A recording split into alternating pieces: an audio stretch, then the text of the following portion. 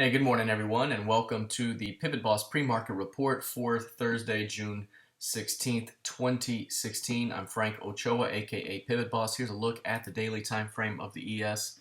What we were looking for in the previous session was for price to rally into or toward the previous week's low of 2079.5 and also the top of value on the micro composite basis, 2078. We're looking for bears to defend there, and we were looking for a push into 2052s, and we were looking for a continuation likely to the bottom of value. And so that's pretty much how it played out. We saw a push up into 79s, we got a push right down, and just in overnight trading now we're hitting our 2052s, and that was value. If you recall, I was talking about how we were looking for rejection up here. If prices couldn't hold above this level, we'd likely travel back to value, and so far we've done just that. And now the expectation would be that any pullback would likely be a selling opportunity as the market likely pushes across the range toward the bottom of the area down here, which could be in the 2022s or even lower. But for right now, very nice continuation so far, and further downside price discovery should be seen toward 2040 and 2022 over the coming days. Now, again, if prices are able to reestablish back above the 2079s, then we could see another attempt at higher prices. But for right now, we've been in a larger trading range market. And this trading range, despite the fact that we've seen higher highs time over time here, it's still a very clear trading range. And overall, we're going to likely continue to remain in that trading range until expansion occurs. All right, let's take a look at crude oil. Here's crude. We've seen continuation to the downside. One of the things we were looking for was 47.22 as being an area that could begin to see some support. One of the things that we talked about before was how price had pushed into the LVN up here, 51.65. That implied a move back to value and likely the other side of the LVN. We've now made it to the other side, the other LVN. And that's exactly what you want to see. Now we have to see if there's going to be rejection of prices below 47.22.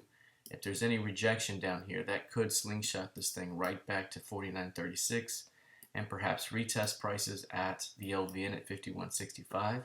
Otherwise, a failure to hold above 47.22 opens up a path right to 44.72, which is the next major HVN below. So it's going to be important to see how price responds around 47.22. This is an important area. We haven't seen really any signs of strength come in off of these levels just yet, as this has been continued price discovery phase to the downside. But should we see support below 47.22 and a tail begin to form, that could lead us right back to the HVN, at least on a short-term basis. All right, let's take a look at gold. Gold has been phenomenal, big time, huge rally. We saw a move into 12.99s, and 12.99 was our next HVN above. I also mentioned before that we were forming sort of an expanding range. So we had the major support 12.0830. The upper line up here kind of comes like this, where we're seeing higher and higher highs. We've now gotten that move. I mentioned before that we'd likely see a push to between 12.99 and even up here into 13.08 to 13.18, and we got that move. That's exactly what we're looking for in this recent continuation here.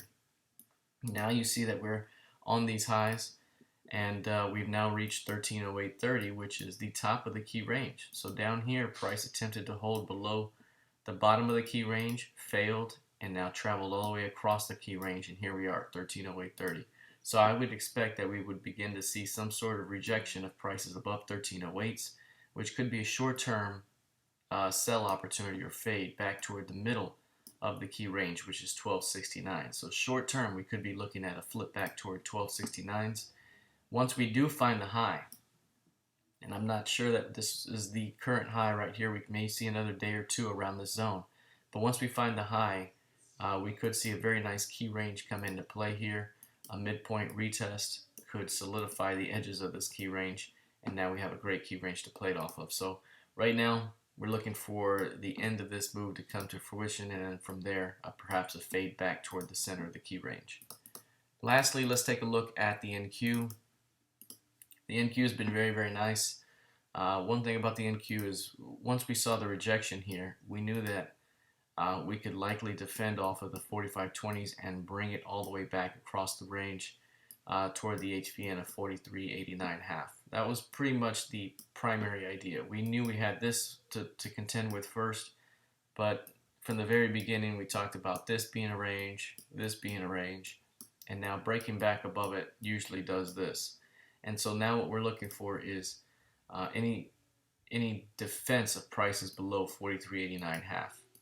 If the bulls are able to defend those prices and we close back above that zone, we could be making our way right back up toward the meat of this recent range here, 44.86 up to 4,500, and we could see a range develop. So that's the early idea. If prices aren't able to hold above 43.89.5, then we could very well auction all the way back down toward recent support in the 42.60s. So right now, not a whole lot to do just yet. We're watching for signs of rejection. We may see it soon. Otherwise, closing below 43.89 could be quite bearish. All right, let's see how this plays out heading into the rest of the session. Good luck and trade well.